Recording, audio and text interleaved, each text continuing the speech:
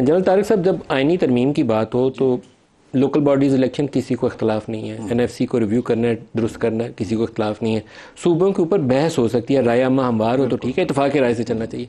تو کیوں نہیں ڈائیلاگ ہوتا آپس میں؟ ہم ایک کو فکس کر کے اس کا بندہ اٹھا کے تعداد کیوں پوری کرنے کی کوشش کرتے ہیں؟ 27ویں والا طریقہ یہی تھا، 2 بندے کم تھے، بندے اٹھا کے پورے کر لیے ہم نے.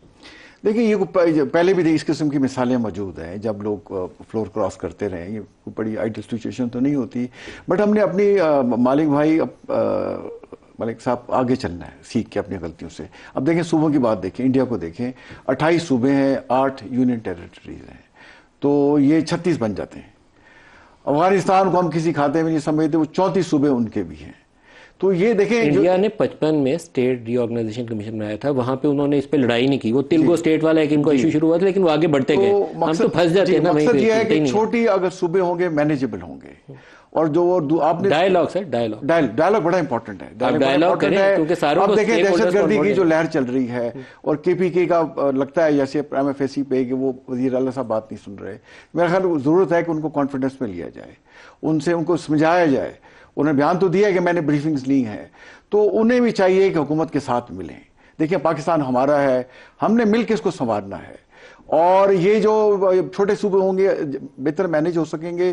اور جو لوکل باڈیز الیکشن ہے، دیکھیں دنیا میں یہ سسٹم کامیاب ہے کہ جو پاکستانی سٹائل آف گورننس ہے نا، اس میں سم ہاؤ ڈائیلاگ بہت مسنگ فیکٹر ہے. ہم لوگوں کو انگیج نہیں کرتے، امبریس نہیں کرتے، ان کو کھڈل لائن لگانے کی کوشش کرتے ہیں. دیوار سے لگاؤ، بات نہیں سننی ہے. مجھے یاد پڑتا ہے کہ میں نے علی مین گنڈا پور صاحب سے جتنے انٹرویو کیے ہیں، اور میں کے پی میں پچھلے سال 1.5 سال میں جتنی دفعہ جانے میں موقع ملا، خود پی ٹی آئی کی جو اپنی لیڈرشپ تھی کے پی کی، دے ور کنونس کہ فوج کی مدد کے بغیر اس وقت ان کی تشکیلیں آتی ہیں 25-25 30 کی، اور ان کے پاس جو لانگ رینج ویپنز ہیں اور تھرمل نائٹ ویژن ڈیوائسز اور پتہ نہیں کیا کچھ وہ مجھے بتاتے تھے، مجھے سب کے نام بھی نہیں آتے. وہ امریکی اسلحہ جو چھوڑ کے گئے ہوئے ہیں، تو وہ کہتے تھے فوج کی مدد کے بغیر ہم نہیں کر سکتے، وی نیڈ دیم.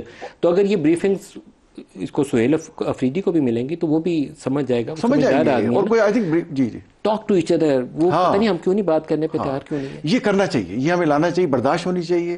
ہم سب پاکستانی. دیکھیں فوج کیا ہے، فوج پاکستان کی عوام کی ترجمان نہیں ہے. اور جو فوج میں قربانیاں دے رہے ہیں لوگ، وہ دیکھیں شہادتیں ہو رہی ہیں، عوام ساتھ کھڑی ہوئی ہے. وہ کہتے ہیں ہمارے 10 بچے بھی شہید ہو جائیں تو ہم تیار ہیں پاکستان کے لیے.